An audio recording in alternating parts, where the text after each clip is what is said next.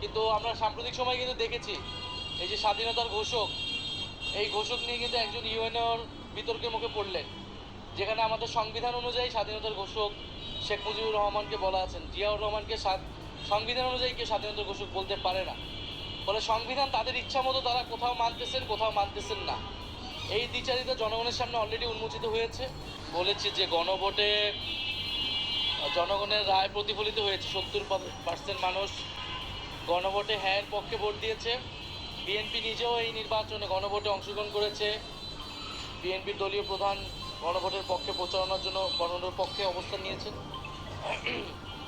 এখন তারা সংবিধানের দোহাই দিচ্ছে, সংবিধানের দোহাই দিয়ে তারা গণভোটের আদেশকে অস্বীকার করছে। ফলে আমরা আমাদের আহ্বান থাকবে যে অতি দ্রুত তার সাথে গণভোটের গণরায়কে মেনে নিয়ে সংবিধান সংস্কার পরিষদ তৈরি করা, সেখানে সকল সংস্কারগুলো বাস্তবায়ন করা। অন্য এর যদি কোনো ব্যত্যয় ঘটে এবং তারা যদি এই ধরনের সাংবিধানিক দোহাই দেয়, এটা জনগণের কাছে বিশ্বাসযোগ্য হবে না। এইটা রাজনৈতিক যে আস্থার সংকট তৈরি করবে এবং তখন এই জিনিস আসলে রাজপথে গড়াবে। সেই জিনিস যাতে রাজপথে না গড়ায়, সংসদে সমাধান হয়, এটার দায়িত্ব আসলে সরকারি দলকে নিতে হবে, যেহেতু তারাই মেজরিটিতে আছে। আমরা দেখেছি নারায়ণগঞ্জ একটা মাফিয়া এলাকা হিসেবেই রাজনীতিতে পরিচিত ছিল। এখানকার রাজনীতি অর্থনীতি নিয়ন্ত্রণ করতো বিভিন্ন গডফাদার এবং মাফিয়ারা।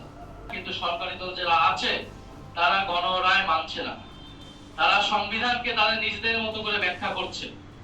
তাদের পক্ষে গেলে তারা সংবিধানের পক্ষে আছে, তাদের বিপক্ষে গেলে তারা সংবিধানের পক্ষে নাই। ফলে এই দ্বিচারিতা এবং সংবিধানকে নিজেদের মতো ব্যাখ্যা করার রাজনীতি আমরা কিন্তু আওয়ামী আমলে দেখেছি।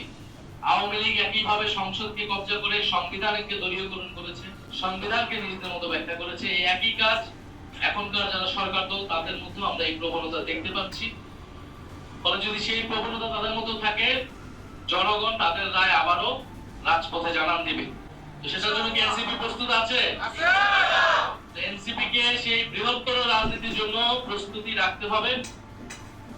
আমাদের সংগ্রাম সংসদে, রাজপথে, সব জায়গায় থাকবে। আমরা রাজপথ থেকে সংসদে গিয়েছি, কিন্তু সংসদে গিয়ে আমরা রাজপথ কি ভুলে যাব? আমরা ভুলে যাব না। এইখানেই রাজপথ থেকে আমাদের জন্ম হয়েছে, এইখানে আমাদের জনগণের সাথে আমাদের সেই সম্পর্ককে আরো বৃদ্ধি করা লাগবে। এবং আমরা চাই যে নতুন বন্দোবস্ত, নতুন রাজনীতির কথা আমরা বলছি, সেইটা আমাদের প্র্যাকটিসে যাতে, আমাদের চর্চায় যাতে এটা আসে।